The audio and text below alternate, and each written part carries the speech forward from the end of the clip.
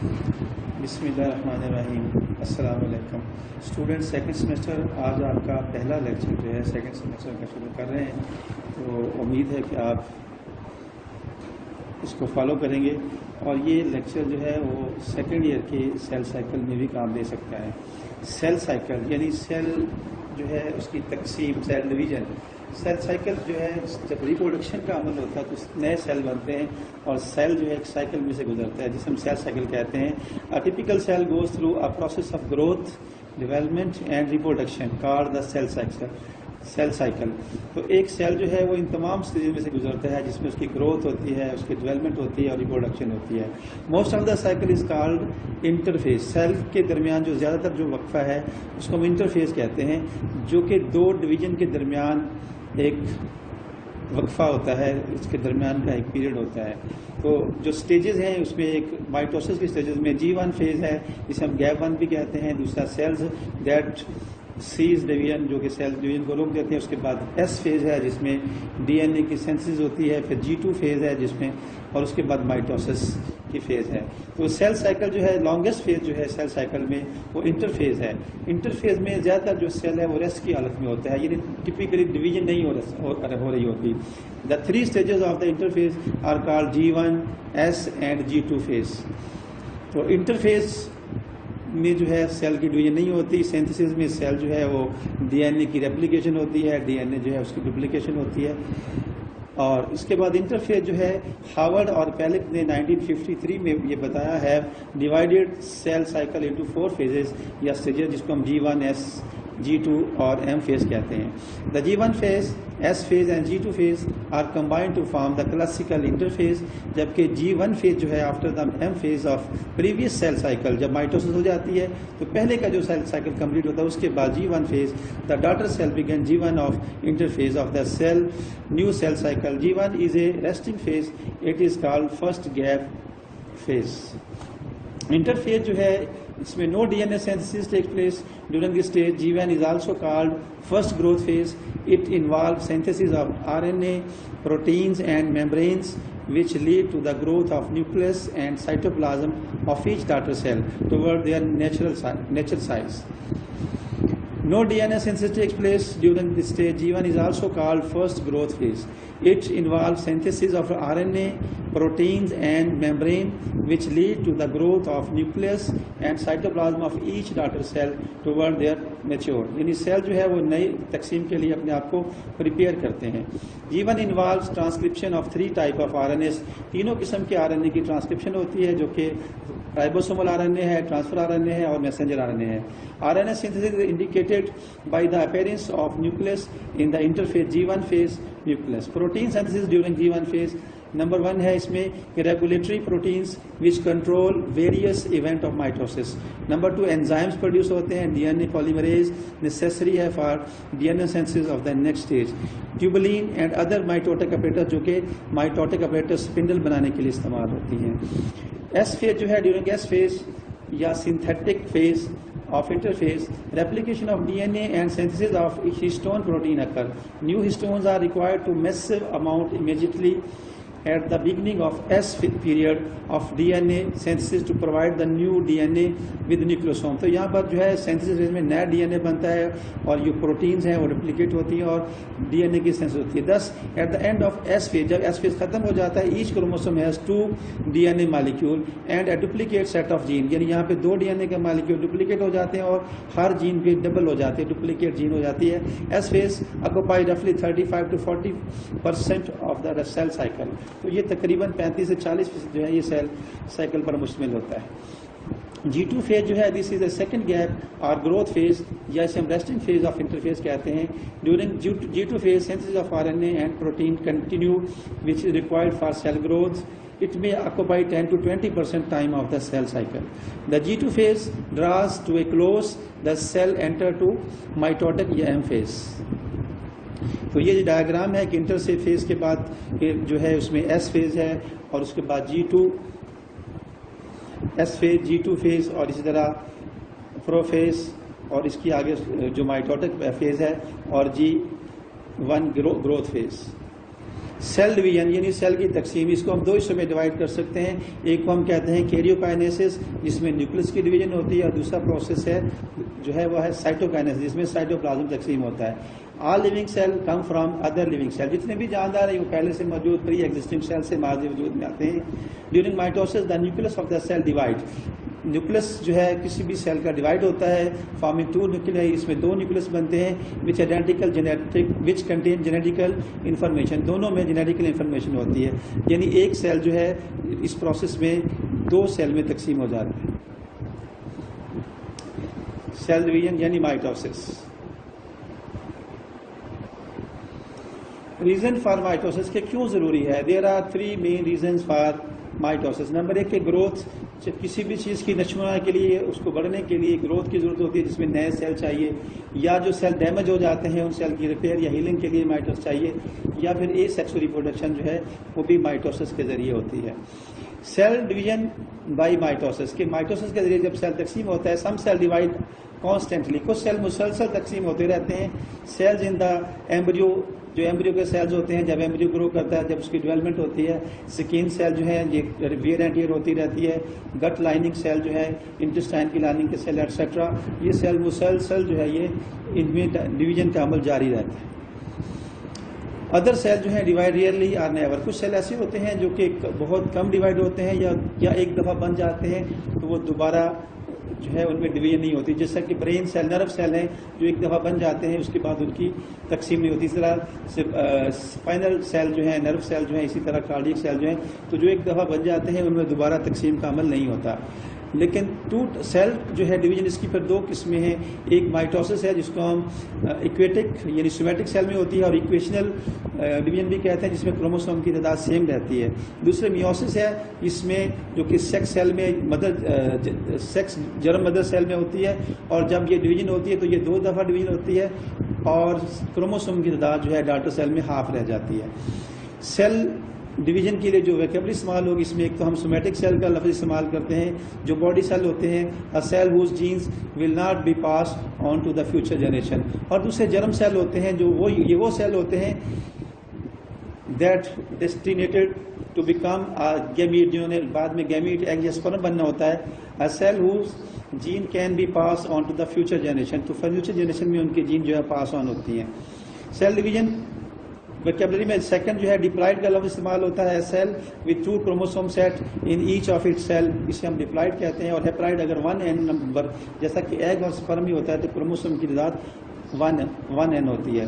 Characteristic of mitosis, a diploid cell will give rise to a diploid cell, एक diploid cell से एक diploid cell बनता है। Chromosome number जो है वो कांस्टेंट रहते हैं, सेम रहते हैं। DNA remain identically the same, DNA भी वैसी तरह का रहता है। One cell 2n gives rise, एक 2n सेल जो है उससे दो सेल बनते हैं जो दोनों 2n होते हैं।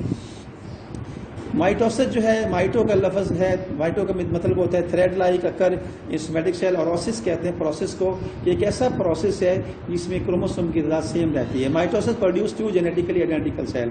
Mitosis refer to in the following stages, इसमें 4 स्टेजेस में इसको तकसीम करते हैं, prophase, metaphase, anaphase and telophase. तो ये फेजेज जो है यहाँ पे दिखाई गई हैं कि एक पेरेंट सेल जो है उसमें प्रोफेज की स्टेज आती है, फिर उसके बाद मेटाफेज आती है, उसके बाद एनाफेज आती है, और उसके बाद टीलोफेज आती है। माइटोसिस जो है ये जनरली डिवाइडेड इनटू 4 स्टेज, जो हम पहले डिस्कस कर चुके हैं कि प्रोफेज, मेटाफेज, प्रोमेटाफेज या मेटाफेज भी कह सकते हैं। इसके बाद एनाफेज, एनाफेज को भी 2 में तकसीम कर सकते हैं, और टीलोफेज।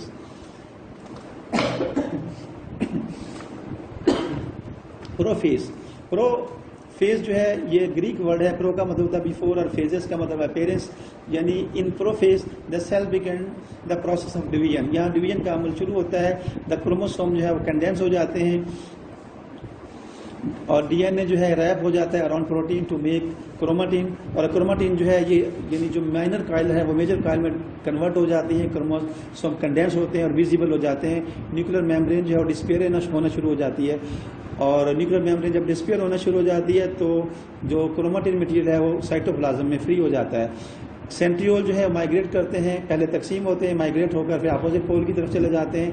एस्टर और स्पिंडल फाइबर जो है वो बनते हैं। इस तरह स्पिंडल जो है वो अरेंज हो जाती है, जिसके दरमियान स्पिंडल फाइबर जो है वो अरेंज होते हैं। ये उसकी डायग्राम हमने बनाई है ड्राफ्ट प्रोफेज की।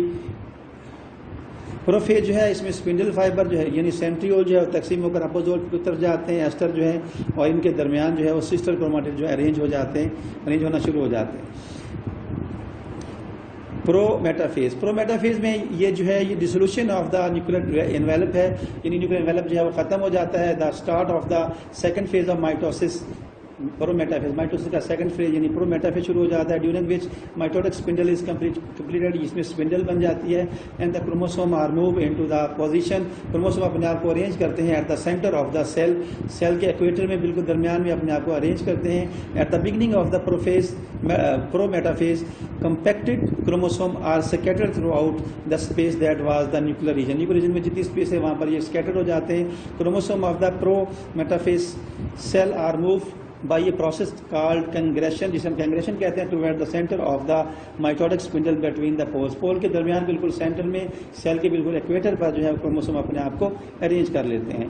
मेटाफेज जो है जिसे हम ग्रीक वर्ड मेटा का मतलब होता है आफ्टर और फेज का मतलब appearance, the chromosome line up at the equator of the cell, chromosome cell के इक्वेटर पर अपने आप को मेटाफेज प्लेट के ऊपर अपने आप को अरेंज करते हैं with the centriole at opposite end centriole opposite end पे होते हैं and the spindle fibre attach to the centromere, तो ये स्पिंडल फाइबर सेंट्रोमियर के साथ अटैच हो जाते हैं, अपने आप को जो है ये सेंट्रोमियर के साथ अटैच करते हैं मेटाफेज प्लेट के साथ और सेंट्रियोल के दरमियान स्पिंडल बन जाती है। तो ये उसकी एक्चुअल डायग्राम कुछ दी गई हैं। इसके बाद मेटाफेज की जो डायग्राम, एनाफेज जो है यानी क्रोमोसोम जो है जब तकसीम हो जाते हैं इनके सेंट्रोमियर एक दूसरे से अलग हो जाते हैं, स्पिंडल फाइबर जो है ये प्रोटीन पुल करती हैं क्रोमोसोम को टुवर्ड द पोल्स। तो एनाफेज जो है, एना का मतलब आप फेज कहते हैं जिसमें अपेयरेंस, इसमें एनाफेज में सेंट्रोमियर डिवाइड हो जाते हैं। At this point each chromosome goes from having two sister chromatid, दो सिस्टर क्रोमोसोम अलग अलग हो जाते हैं to begin two separate chromosome, इसका दो सेपरेट क्रोमोसोम बन जाते हैं and they start moving toward the opposite poles. Anaphase जो है स्पिंडल फाइबर कॉन्टैक्ट होती है and the chromosome are pulled to opposite pole. Anaphase A में the movement of the chromosome toward the poles is anaphase A, और anaphase B क्या है, in which the two spindle pole move farther apart, दोनों एक दूसरे से मजीद दूर हो जाते हैं। टीलोफेज, टीलो का मतलब होता है दूर, यानी दो सेल जो है वो सेपरेट हो जाते हैं। In telophase the nucleus actually divide, the chromosome are at poles of the cell, nuclear envelope जो है रिफॉर्म, दोबारा से न्यूक्लियर मेम्ब्रेन बनना शुरू हो जाती है around the two set of the chromosome, mitotic apparatus disappear हो जाता है और इस तरह जो है एक की बजाय दो न्यूक्लियस जो है वो बन जाते हैं। और जब ये दो न्यूक्लियस बन जाते हैं तो फिर इन दो न्यूक्लियस के दरमियान सेल डिवीजन जो है फिर साइटोप्लाज्म तकसीम होना शुरू हो जाता है। एनिमल सेल में दरमियान में क्लीवेज फरो बनती है फ्रॉम द, जो कि दोनों डॉटर सेल को एक दूसरे से सेपरेट कर देते हैं। इस तरह से क्लीवेज नमूदार होती है जो कि दोनों सेल्स को, दोनों न्यूक्लियस को एक दूसरे से सेपरेट कर देती है। लेकिन प्लांट सेल में जो है वो दरमियान से इक्वेटोरियल प्लेट से सेल प्लेट बनती है और वो दोनों सेल को अलग कर देती है। साइटोकाइनेसिस यानी division of the cytoplasm. Mitosis accomplish the segregation of duplicated chromosome into daughter nuclei, but the cell is divided into two daughter cells by separate process called cytokinesis. In the plane in which the cell plate form is perpendicular to exist of the mitotic spindle, जो यहाँ mitotic spindle होती है उसके ये अमूदन जो है perpendicular जो है ये सेल के दरमियान सेल प्लेट बनना शुरू हो जाती है। The first sign of the cell plate formation is seen in late anaphase, ये लेट एनाफेज में नजर आ सकता है, of the phragmoplast in the centre of the cell, जो सेल के सेंटर में फ्रेगमोप्लास्ट में होता है। यानी इस तरह से यहाँ पर जो है ये वेजिकल और ये प्लेट बनना शुरू हो जाती है और इस तरह ये दो सेल जो है प्लांट सेल में एक दूसरे से सेपरेट हो जाते हैं। एनिमल सेल और प्लांट सेल में जो फ़र्क है माइटोसिस का, एनिमल सेल में सेंट्रियोल और एस्टर प्रेजेंट होते हैं, डॉटर सेल जो है सेपरेट होते हैं क्लीवेज फलो के जरिए, जबकि प्लांट सेल में नो विजिबल सेंट्रियोल और डॉटर सेल जो है वो सेपरेट होते हैं सेल प्लेट के जरिए। अस्सलाम वालेकुम स्टूडेंट्स, अभी लास्ट हमने ये स्टडी किया कि माइटोसिस क्या होती है। अब उसका हम एक ओवरव्यू पेश करते हैं कि माइटोसिस जो है ये part of the cell cycle in which chromosome in a cell nucleus are separated into two identical set of chromosome each in its own nucleus। यहाँ पर जो है दो सेल जो हैं एक सेल जो है वो दो तकसीम होने के बाद उसका डीएनए भी डबल हो जाता है। उसका डीएनए डबल होने के बाद डुप्लीकेशन के बाद उसमें क्रोमोसोम की तादाद, क्रोमोसोम का मेकअप, उनका सेटअप, उनमें पाए जाने वाले जीन्स तमाम की तमाम जो है वो डुप्लीकेट हो जाती हैं और इस तरह एक सेल जो है वो दो सेल में तकसीम हो जाता है और दोनों सेल जो है उनमें आइडेंटिकल डीएनए होने की वजह से, आइडेंटिकल क्रोमोसोम होने की वजह से उनके करैक्टर भी बिल्कुल सेम होते हैं। बाज़ वक़्त ऐसा होता है कि एक जो है मियोसिस के दौरान जिस वक्त एम्ब्रियो की ग्रोथ होती है तो एम्ब्रियो जो है एक जो जाइगोट बनता है तो जाइगोट जब फर्स्ट क्लीवेज होती है तो फर्स्ट क्लीवेज के बाद वो दो हिस्सों में तकसीम हो जाता है। जब दो हिस्सों में तकसीम हो जाता है तो दो एम्ब्रियो बन जाते हैं। चूँकि वो एक ही सेल से माइटोसिस के ज़रिए तकसीम हुए होते हैं इसलिए वो बिल्कुल आइडेंटिकल होते हैं, उनकी शक्ल और सूरत, उनके करैक्टर, चूँकि उनमें तमाम की तमाम जीन एक जैसी होती हैं क्योंकि वो एक सिंगल सेल से जो है वो बने होते हैं। लेकिन नॉर्मल डेवलपमेंट जब एम्ब्रियो की होती है तो उसमें जो सेल बनते हैं तो वो क्लीवेज के दरमियान फर्स्ट क्लीवेज सेकंड क्लीवेज वो प्रोसेस जो है वो ग्रोथ का एक सेपरेट प्रोसेस है। मियोसिस जो है जैसे कि हम पहले भी स्टडी कर चुके हैं कि ये टाइप ऑफ सेल डिवीजन है दैट रिजल्ट इन मियोसिस में अब हम इसको कभी डिस्कस नहीं कर रहे हैं, मियोसिस को हम बाद में डिस्कस करेंगे। तो माइटोसिस जो है ये क्यों होती है ये हम पहले स्टडी कर चुके हैं कि ये सर्वाइवल के लिए है। माइटोसिस जो है it is a type of cell division. This cell division can be for growth. जैसे ही कोई भी जानदार पहले छोटा होता है, चाहे वो एनिमल हो चाहे प्लांट हो, वक्त के साथ साथ जो उसमें ग्रोथ होती रहती है, उसका साइज बढ़ता है, उसके सेल्स की तादाद में इजाफा होता है। एक सिंगल सेल जो है उससे million and billion and even trillion cell बन जाते हैं। ह्यूमन बॉडी जो है, ह्यूमन एम्ब्रियो जो है वो एक सेल, एक जाइगोट से शुरू होता है और जब ये मैच्योर होता है तो तकरीबन 75 ट्रिलियन सेल बन जाते हैं which have all similar setup. 46 chromosome होते हैं और तमाम सेल में वही 46 क्रोमोसोम होते हैं। इसके लिए मैच्योरिटी के लिए ये ज़रूरी है। इसके साथ जब रिपेयर या replace of damage cell, skin cell या अदर सेल जो है जब जो टूट जाते हैं, डैमेज हो जाते हैं, ज़ख्म हो जाते हैं, वुंड्स हो जाते हैं, उनको हील करने के लिए, उनको रिपेयर करने के लिए माइटोसिस की ज़रूरत होती है। माइटोसिस के फ़ायदे क्या हैं, सिग्निफिकेंस क्या है? सिग्निफिकेंस ऑफ माइटोसिस, माइटोसिस जो है इंपॉर्टेंट है फॉर सेक्सुअल रिप्रोडक्शन। डायरेक्टली जो है सेक्सुअल रिप्रोडक्शन के बाद सेक्सुअल रिप्रोडक्शन में जितने भी इंडिविजुअल बनेंगे, चाहे वो बाइनरी फिशन के जरिए पैदा हो, चाहे वो मल्टीपल फिशन के जरिए हो, चाहे वो बडिंग हो, तो ये तमाम चीज़ें माइटोसिस के जरिए होती हैं। It allows the sexual reproduction organism to grow and develop from a single cell. एक सिंगल सेल से डेवलप होता है into a sexually mature individual और एक मुकम्मल इंडिविजुअल बन जाता है। This allows organism to continue to reproduce through the generation के जरिए जो है ये आगे से आगे जो है नई से नस्ल बनती है। दूसरी बात जो है वो है repair of worn out parts. जो वर्न आउट पार्ट्स होते हैं, जो वुंड्स होते हैं, जहाँ पे कट्स लग जाते हैं, उनकी हीलिंग के लिए जो है वो बहुत ज़रूरी है, टेक्स प्लेस। ये सारा प्रोसेस माइटोसिस के जरिए होता है। जैसा कि डायग्राम में दिखाया गया है कि आर्म पर जो है ये स्क्रैच से कट लगे हुए हैं और यहाँ पर ये कट जो है माइटोसिस के जरिए सेल तकसीम होंगे और वो उसको रिपेयर कर देंगे। ये सेक्सुअल रिप्रोडक्शन का जो प्रोसेस है ये भी एक सिंगल ऑर्गेनिज्म जो है, इससे कई सारे जेनेटिकली आइडेंटिकल ऑप्शन प्रोड्यूस होते हैं, तो ये भी ए सेक्सुअल रिप्रोडक्शन माइटोसिस के जरिए होती है। This type of reproduction is most common in single cell organism. खास तौर पर जो यूनिसेल ऑर्गेनिज्म है जैसे अमीबा है, पैरामीशियम एक्सेट्रा, ऐसे जानदारों में जो है ये बहुत ज़रूरी है। जैसे बैक्टीरिया जो है ये भी इसमें माइटोसिस के जरिए तकसीम होती है, but can be found in more complex organism as well.